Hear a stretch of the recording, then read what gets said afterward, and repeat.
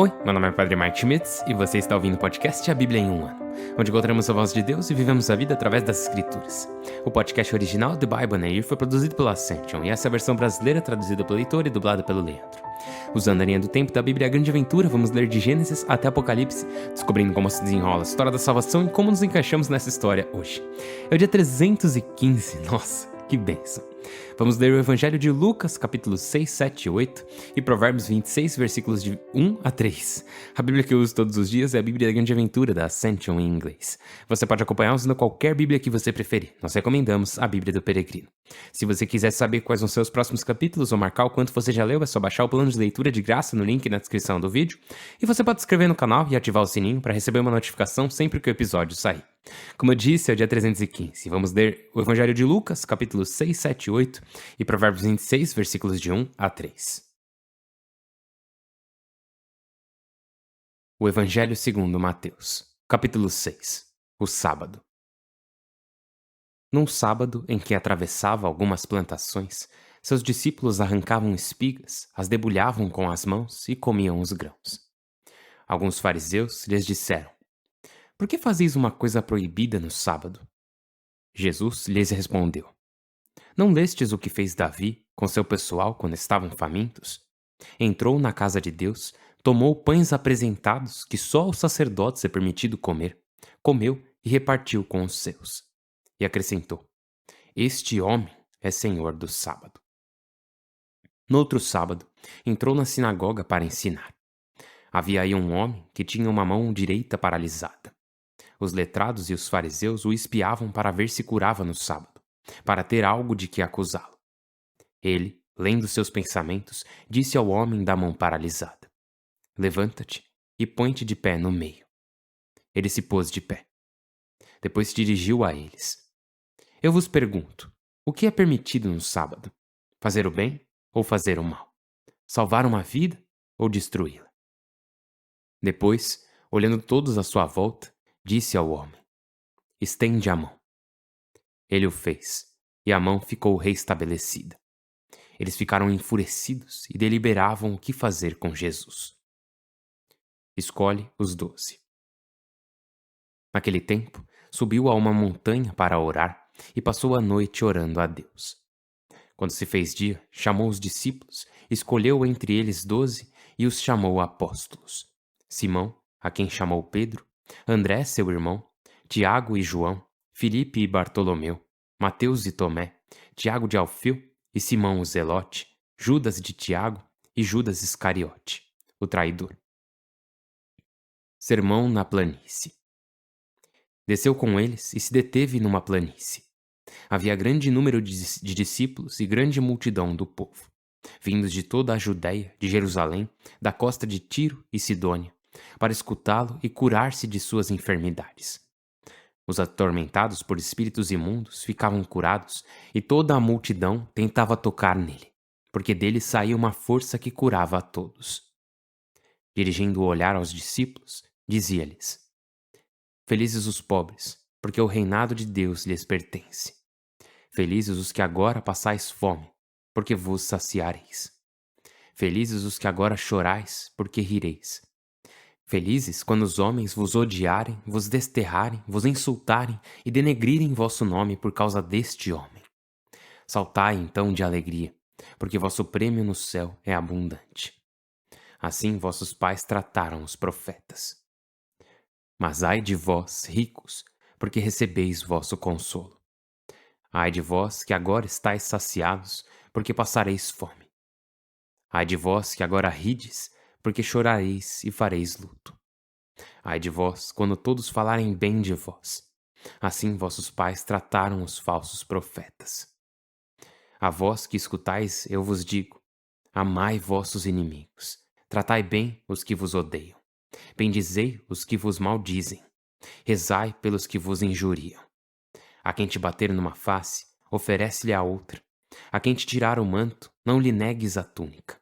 Ao que te pede, dá, e ao que te tira algo, não o reclames. Como quereis que os homens vos tratem, tratai vós a eles. Se amais os que vos amam, que mérito tendes? Também os pecadores amam seus amigos. Se fazeis o bem aos que vos fazem o bem, que mérito tendes? Também os pecadores fazem isso. Se emprestais quando esperais cobrar, que mérito tendes? Também os pecadores emprestam para recuperar outro tanto. Antes, amai vossos inimigos, fazei o bem sem esperar nada em troca. Assim vossa recompensa será grande e sereis filhos do Altíssimo, que é generoso com ingratos e maus. Sede compassivos como vosso Pai é compassivo. Não julgueis e não sereis julgados. Não condeneis e não sereis condenados. Perdoai e vos perdoarão. Dai e vos darão. Recebereis uma medida generosa, calcada, sacudida e transbordante. A medida que usardes será usada para vós. E acrescentou uma comparação. Poderá um cego guiar outro cego? Não cairão ambos num buraco? O discípulo não é mais que o mestre, embora, uma vez instruído, venha a ser como seu mestre. Por que reparas no cisco do olho do teu irmão e não reparas na viga que tens no teu? Como podes dizer ao teu irmão: Irmão, deixa-me tirar o cisco do teu olho, quando não vês a viga do teu? Hipócrita, tira primeiro a viga de teu olho e depois poderás distinguir para tirar o cisco do olho de teu irmão. Não há árvore sadia que dê fruto podre, nem árvore podre que dê fruto sadio. Pelos frutos distinguis cada árvore. Não se colhem figos das sarças, nem se colhem uvas dos espinheiros. O homem bom tira coisas boas do seu bom tesouro interior. O mau tira o mal de seu mau tesouro. A boca fala do que está cheio o coração. Por que me invocais, Senhor, Senhor, se não fazeis o que vos digo? Aquele que vem a mim, escuta minhas palavras e as põe em prática. Vou explicar-vos com quem se parece. Parece-se com alguém que ia construir uma casa. Cavou, afundou e colocou um alicerce sobre a rocha. Veio uma enchente, a torrente se chocou contra a casa, mas não pôde sacudi-la, porque estava bem construída. Ao contrário, aquele que ouve, sem pôr em prática, parece-se com alguém que construiu a casa sobre a terra, sem alicerce. A torrente se chocou e a casa desmoronou, e foi uma ruína colossal. Capítulo 7. Cura o servo do centurião. Quando terminou seu discurso ao povo, entrou em Cafarnaum. Um centurião tinha um servo a quem estimava muito, que estava doente a ponto de morrer. Tendo ouvido falar de Jesus, enviou-lhe uns notáveis judeus para pedir-lhe que fosse curar seu servo. Apresentaram-se a Jesus e lhe rogavam insistentemente, alegando que ele merecia esse favor. Ama nossa nação e ele próprio nos construiu a sinagoga. Jesus partiu com eles. Não estava longe da casa quando o centurião lhe enviou alguns amigos para dizer-lhe: Senhor, não te incomodes. Não sou digno de que entres sob meu teto. Por isso, nem sequer me considerei digno de aproximar-me de ti. Pronuncia uma palavra e meu servo ficará curado. Também eu tenho uns superiores soldados às minhas ordens. Se digo a este que vá, ele vai. A outro que venha, ele vem. Ao servo que faça isso, ele o faz. Ao ouvir isso, Jesus admirou-se e, voltando-se, disse à multidão que o seguia: Nem sequer em Israel encontrei fé semelhante. Quando os enviados voltaram para casa, encontraram o servo curado. Ressuscita o filho da viúva. Prosseguindo, dirigiu-se a uma cidade chamada Naim, acompanhado pelos discípulos e grande multidão. Justamente quando se aproximava da porta da cidade, levavam para fora um morto, filho único de uma viúva. Acompanhava-a um grupo considerável de moradores. Ao vê-la, sentiu compaixão e lhe disse: Não chores. Aproximou-se, tocou o féretro e os carregadores pararam. Então disse: Jovem, falo contigo. Levanta-te. O morto se levantou e começou a falar. Jesus o entregou à sua mãe. Todos ficaram espantados e davam glória a Deus, dizendo: Um grande profeta surgiu entre nós. Deus se preocupou com seu povo. A notícia do que havia feito se divulgou por toda a região e pela Judéia. Sobre João Batista. Os discípulos de João o informaram de todos esses fatos. João chamou 2 de seus discípulos e os enviou ao Senhor para perguntar-lhe: És tu aquele que deveria vir, ou temos de esperar outro? Os homens se apresentaram a ele e lhe disseram: João Batista nos enviou para perguntar-te se és tu aquele que deveria vir, ou se temos de esperar outro. Então Jesus curou muitos de doenças, enfermidades e espíritos maus, e devolveu a visão a muitos cegos. Depois lhes respondeu: Ide informar a João sobre o que vistes e ouvistes. Cegos recuperam a visão, coxos caminham, leprosos ficam limpos, surdos ouvem, mortos ressuscitam, pobres recebem a boa notícia. E feliz aquele que não tropeça por minha causa.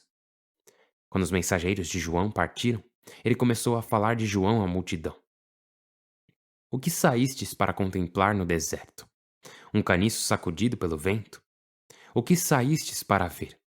Um homem elegantemente vestido?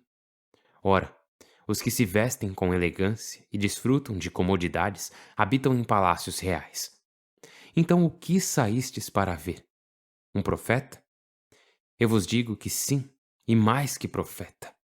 A este se refere aquele texto da Escritura: Eu envio à frente meu mensageiro para que me prepare o caminho. Eu vos digo que entre os nascidos de mulher ninguém é maior que João.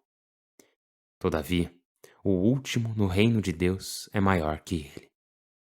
Todo o povo que escutou e os coletores deram razão a Deus, aceitando o batismo de João.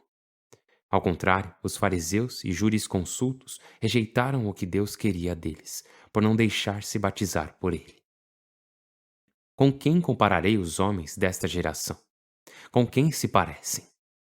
São como crianças sentadas na praça, que gritam às outras: Tocamos flauta e não dançastes, cantamos lamentações e não fizestes luto. Veio João Batista, que não comia pão nem bebia vinho, e dizeis: Está endemoninhado. Veio este homem que come e bebe, e dizeis: Vede que comilão e beberrão, amigo de coletores e pecadores. Mas a sensatez é acreditada por seus discípulos. Perdoa a pecadora. Um fariseu o convidou a comer. Jesus entrou na casa do fariseu e se reclinou à mesa. Nisso, uma mulher, conhecida na cidade como pecadora, sabendo que estava à mesa na casa do fariseu, veio com um frasco de perfume de mirra, colocou-se por trás a seus pés e, chorando, se pôs a banhar-lhe os pés com lágrimas e a secá-los com o cabelo. Beijava-lhe os pés e os ungia com a mirra. Ao ver isso, o fariseu que o havia convidado começou a pensar: se esse fosse profeta, saberia quem e que tipo de mulher o está tocando, pois é uma pecadora. Jesus tomou a palavra e lhe disse: Simão, tenho algo a dizer-te. Respondeu: Fala, mestre. Disse-lhe: Um credor tinha 2 devedores. Um lhe devia 500 denários e outro 50. Visto que não podiam pagar, perdoou a ambos a dívida. Qual dos 2 lhe terá mais afeto? Simão respondeu: Suponho que aquele a quem perdoou mais. Replicou-lhe: Julgaste corretamente. E voltando-se para a mulher, disse a Simão: Vês esta mulher? Quando entrei em tua casa, não me deste água para lavar os pés. Ela os banhou em lágrimas e os secou com seu cabelo. Tu não me deste um beijo. Desde que entrei, ela não parou de beijar meus pés. Tu não me ungiste a cabeça com perfume. Ela me ungiu os pés com mirra. Por isso te digo que lhe foram perdoados muitos pecados, já que sente tanto afeto. Aquele a quem se perdoa pouco, sente pouco afeto. E disse a ela: Teus pecados estão perdoados. Os convidados começaram a dizer entre si: Quem é esse que até perdoa pecados? Ele disse à mulher: Tua fé te salvou. Vai em paz. Capítulo 8. Mulheres com Jesus. Em seguida, foi percorrendo cidades e aldeias, proclamando a boa notícia do reinado de Deus. Acompanhavam-no os 12 e algumas mulheres que havia curado de espíritos imundos e de enfermidades. Maria Madalena, da qual tinham saído 7 demônios, Joana, mulher de Cusa, mordomo de Herodes, Susana e muitas outras, que os atendiam com seus bens. Parábola do semeador. Reuniu-se grande multidão. e aumentavam os que acorriam a ele de uma cidade após outra. Então lhes propôs uma parábola. Saiu o semeador a semear a semente. Ao semear, alguns grãos caíram junto ao caminho. Foram pisados e os pássaros os comeram. Outros caíram sobre pedras, brotaram e secaram por falta de umidade. Outros caíram entre espinheiros e, ao crescer, os espinheiros, com eles, os sufocaram. Outros caíram em terra fértil e deram fruto centuplicado. Tendo dito isso, exclamou: Quem tem ouvidos, escute. Os discípulos perguntaram-lhe o sentido da parábola, e ele lhes respondeu: A vós é concedido conhecer os segredos do reinado de Deus. Aos demais se fala em parábolas, para que vendo não vejam e ouvindo não ouçam. O sentido da parábola é o seguinte: a semente é a palavra de Deus. A que caiu junto ao caminho são os que escutam, mas logo vem o diabo, ele lhes arranca do coração a palavra, para que não creiam e não se salvem. A que caiu entre pedras são os que, ao escutar, acolhem com alegria a palavra, mas não lançam raízes. Esses creem por um tempo, mas ao chegar à prova, desistem. A que caiu entre espinheiros são os que escutam, mas com as preocupações, a riqueza e os prazeres da vida vão se sufocando e não amadurecem. A que cai em terra fértil são os que com excelente disposição escutam a palavra, a retêm e dão fruto com perseverança. Ninguém acende uma lamparina e a cobre com uma vasilha ou a põe debaixo da cama, mas a coloca no candelabro, para que os que entram vejam a luz. Pois não há nada oculto que não se descubra, ou escondido que não se divulgue e se manifeste. Atenção, portanto, como escutais, pois a quem tem se lhe dará, e a quem não tem se lhe tirará até mesmo o que parece ter. A mãe e os irmãos. Apresentaram-se sua mãe e seus irmãos, mas não conseguiam aproximar-se por causa da multidão. Avisaram-no: Tua mãe e teus irmãos estão fora e querem ver-te. Ele lhes replicou: Minha mãe e meus irmãos são os que ouvem a palavra de Deus e a cumprem. Acalma a tempestade. Num desses dias, ele subiu a uma barca com os discípulos e lhes disse: Vamos atravessar para a outra margem do lago. Zarparam, e enquanto navegavam, ele ficou dormindo. Um furacão se precipitou sobre o lago, a barca se enchia de água e eles corriam perigo. Então foram despertá-lo e lhe disseram: Mestre, estamos afundando. Ele despertou e ameaçou o vento e as ondas. Cessaram e sobreveio a calma. Disse-lhes: Onde está a vossa fé? Espantados de estupor, diziam entre si: Quem é esse que dá ordens ao vento e à água, e lhe obedecem? O endemoninhado de Gerasa. Navegaram até o território dos Gerasenos, que fica em frente à Galiléia. Ao pôr os pés em terra, saiu-lhe ao encontro um homem da cidade endemoninhado. Havia muito tempo que não vestia uma túnica e não vivia em casa, mas nos túmulos. Ao ver Jesus, deu um grito, lançou-se diante dele e disse gritando: Que tens comigo, Jesus, filho do Deus Altíssimo? Eu te suplico que não me atormentes. É que estava mandando o espírito imundo sair daquele homem, pois muitas vezes se apoderava dele. Embora o atassem com correntes e grilhões, rompia as correntes e o demônio o impelia a lugares despovoados. Jesus lhe perguntou: Como te chamas? Respondeu: Legião, porque haviam entrado nele muitos demônios. Eles lhe rogavam que não os mandasse para o abismo. Havia ali na ladeira uma grande manada de porcos fuçando. Rogavam que lhes permitisse entrar nos porcos. Ele o concedeu. E os demônios, saindo do homem, entraram nos porcos. A manada se precipitou por um despenhadeiro e se afogou. Ao ver o que havia acontecido, os pastores fugiram e o contaram na cidade e nos campos. Os moradores saíram para ver o que havia acontecido e, chegando onde estava Jesus, encontraram o homem de quem haviam saído os demônios, vestido e sentado, aos pés de Jesus e em perfeito juízo. E se assustaram. Os que o haviam visto lhes contaram como tinha sido libertado o endemoninhado. Então todos os moradores da região, dos Gerasenos, rogaram que ele fosse embora. pois eram presa do terror. Jesus embarcou de volta. O homem do qual haviam saído os demônios pediu para ficar com ele.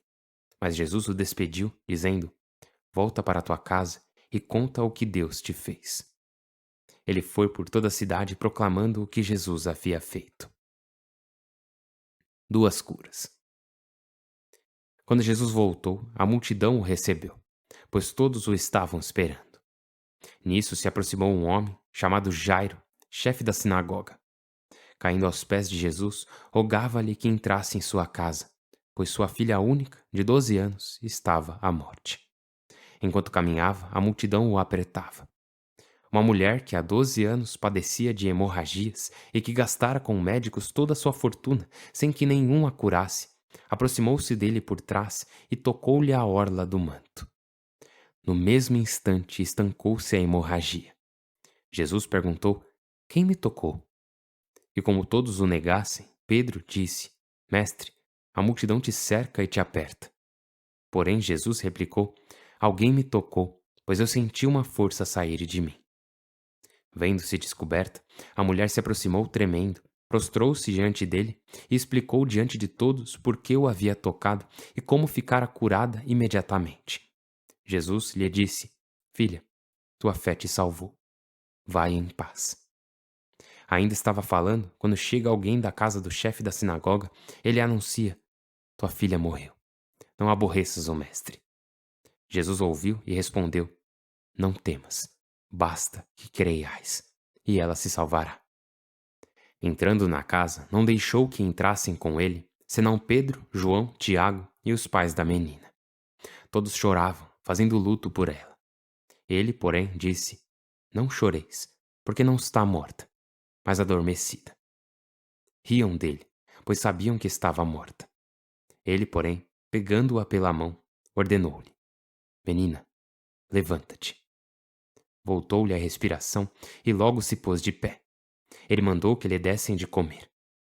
Seus pais ficaram estupefatos e ele lhes ordenou que não contassem a ninguém o que havia acontecido. O livro de Provérbios, capítulo 26, versículos de 1 a 3. Nem neve ao verão, nem chuva na colheita, nem honra ao nécio calham bem. Pássaro que esvoaça, andorinha que voa, a maldição injusta não vai a lugar nenhum. Para o cavalo, o relho, para o asno, o cabresto, para as costas do nécio, a vara. Pai do céu, nós vos louvamos. Muito obrigado. Obrigado por esse dia, obrigado pela tua palavra. Obrigado por continuar a nos chamar de volta a ti, para que não apenas possamos ouvir a tua palavra, mas também vê-la. Ver Jesus Cristo, a tua palavra feita carne, em ação. Senhor Deus, enquanto ouvimos a descrição de como teu filho Jesus Cristo viveu e caminhou entre nós, vemos o teu coração. Teu coração para aqueles que são esquecidos, teu coração para aqueles que são negligenciados, teu coração até mesmo para aqueles que são inimigos.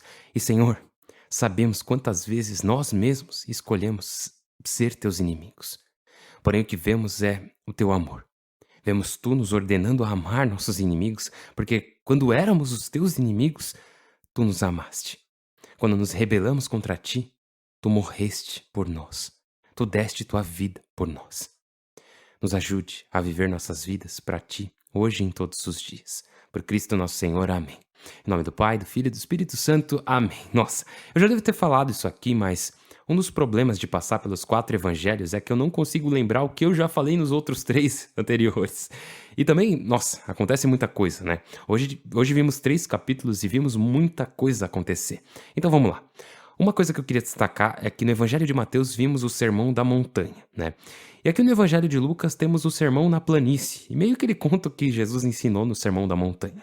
Mas parece ser uma versão abreviada de ensinamentos que Jesus provavelmente falou sobre muitas e muitas vezes, que ele provavelmente falava em todo lugar que ele ia. As bem-aventuranças, os ensinamentos do tipo felizes os que fazem tal coisa e ai dos que pensam de tal forma, e também a questão de amar seus inimigos. E tem algo sobre esse ensinamento que é... Quando Jesus ensina sobre amar seus inimigos, ele está pedindo algo que é completamente novo. Porque assim, nos dias de hoje, a misericórdia é uma virtude, né? Reconhecemos isso. Fomos moldados por 2000 anos de cristianismo, de modo que reconhecemos que a graça e a misericórdia são virtudes, que é algo bom, né? Mas antes do cristianismo, a misericórdia não era considerada uma virtude, mas sim uma fraqueza. Porque por que você permitiria que alguém fizesse algo errado e deixasse isso impune, né? Por que você perdoaria alguém? Por que rezar pelos seus inimigos? Por que amar eles? Isso não faz sentido nenhum. E é verdade, não faz sentido. A menos que haja uma lei superior à da justiça.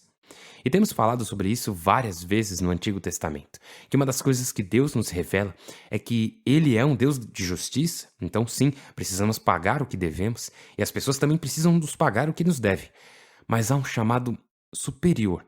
Deus, em sua justiça, nos chama a sermos misericordiosos. E a misericórdia é muito interessante, né? A palavra misericórdia vem do latim e é onde o amor encontra nossa necessidade, onde o amor nos encontra em nossa miséria. Misericórdia, né, tem a ver com miséria. E ela é, eu já disse isso milhares de vezes, mas eu vou falar de novo. Misericórdia é o amor que não merecemos. É o amor que nos encontra quando mais precisamos ser amados e quando menos merecemos. E hoje vimos a história do centurião que tinha um servo que precisava de cura, né? E que as pessoas foram a Jesus dizendo que ele é digno, porque ele ama o povo judeu. Ele até construiu uma sinagoga. No entanto, o próprio centurião sabe a verdade sobre si mesmo. Ele diz: Senhor, não te incomodes. Eu não sou digno de que entres sobre meu teto. Então, mesmo com as pessoas dizendo: não, não, não, ele é digno, ele merece, o centurião conhece o próprio coração. E ele sabe que a verdade é que Senhor, eu não sou digno. E isso nos lembra de ontem, quando vimos João Batista dizendo que viria alguém com mais autoridade que ele. Alguém que eu não sou digno nem de desamarrar-lhe a correia das sandálias. E poxa, você vê João Batista e você fala, que isso, João? Não, você é digno sim, cara. Ou, centurião, claro que você é digno, para com isso. Mas a realidade é que tanto o centurião quanto João Batista sabem a verdade. A verdade é que, não, eu não sou digno desse amor. Eu não sou digno dessa bênção, eu não sou digno dessa misericórdia, mas eu preciso dela. Eu preciso. E o mesmo se aplica a cada um de nós. Senhor, eu não sou digno de tua misericórdia, mas eu preciso dela. E o Senhor, em sua infinita bondade, Ele nos dá o que precisamos. E isso é incrível demais, né? Mas também a gente tem que saber equilibrar isso, porque muitas vezes é fácil nos esquecermos do valor que temos em Deus, porque somos feitos à sua imagem e semelhança, e Ele nos ama, mas muitas vezes podemos nos esquecer do valor que temos para Ele e acabamos focando mais em nossos pecados, em nossa fragilidade. Então podemos acabar esquecendo o que temos de bom porque estamos nos concentrando demais no que fazemos de errado. Agora, por outro lado, também é fácil nos concentrarmos muito em nossa bondade e acabarmos esquecendo nossos erros. Então tem essa linha tênue que somos chamados a seguir, né? E dizer, Senhor, sou bom pelo fato de que me fizeste e tudo que fizeste é bom. Ontologicamente, né? É um jeito chique de dizer isso, né? Ontologicamente sou bom, mas moralmente não sou. Que sim, eu fui batizado e agora sou teu filho, mas eu sei que eu nem sempre vivo à altura. Somos chamados a um nível mais alto, mas ainda não alcançamos esse nível. Eu ainda não sou digno dessa bênção que me destes. E é interessante que, eu não sei se eu já falei disso aqui antes, mas quando Jesus fala sobre João Batista, ele diz que ele é o mensageiro. Mas não só isso, ele diz no versículo 28 do capítulo 7: Entre os nascidos de mulher, ninguém é maior que João. Todavia, o último no reino de Deus é maior que ele. É interessante porque você pensa, beleza, mas o que isso significa? Entre os nascidos de mulher, ninguém é maior que João, todavia, o último no reino de Deus é maior que ele. Acho que eu falei disso já, nossa, mas por que Jesus disse isso? E bom, ele pode ter dito por vários motivos, mas a minha interpretação é que João Batista não foi batizado em nome do Pai, do Filho e do Espírito Santo. A ele não foi dada a bênção de ser adotado pelo Pai. Foi dado a ele muitas bênçãos, né? Ele foi o maior dos profetas. Jesus disse que não há ninguém maior que ele. E pessoal, nós lemos todos os profetas, passamos por todos eles. Vocês viram o quão incríveis eles foram. Quantas coisas impressionantes eles fizeram. E Jesus diz que João é o maior. E mesmo assim, a bênção dada a você e a mim no batismo, onde Deus nos adotou como filhos e filhas dele, onde ele nos diz que nem destacamos ontem, né? Tu és meu filho querido, minha filha querida. Essa bênção significa que nós nos tornamos maiores que João Batista. Fomos elevados a uma altura mais alta do que ele. E não porque eu e você somos mais virtuosos do que ele, mas porque a graça de Deus agora reside em cada um de nós. O Espírito Santo habita em nós. Como São Pedro vai dizer mais tarde nas cartas do Novo Testamento, estamos participando da natureza divina, que fomos batizados para que possamos participar da natureza divina. Ou seja, o Senhor compartilha sua própria natureza conosco.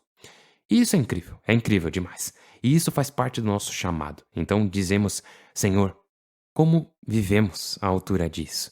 Sozinhos não conseguimos. Eu sei que sozinho eu não posso, mas contigo todas as coisas são possíveis. Então temos que continuar nossas orações, continuar pedindo ao Senhor que nos ajude a viver esse chamado, a viver à altura dessa bênção que Ele nos deu em nosso batismo. E para isso precisamos da graça de Deus, né? Ai, ai, cara, que dia, que bênção. Meu nome é Padre Mike, eu estou rezando por você, por favor, reze por mim. Eu disse ao contrário, né? Estou rezando por você, eu tô mesmo. Por favor, reze por mim. Meu nome é Padre Mike, eu não posso esperar para te ver amanhã. Deus abençoe.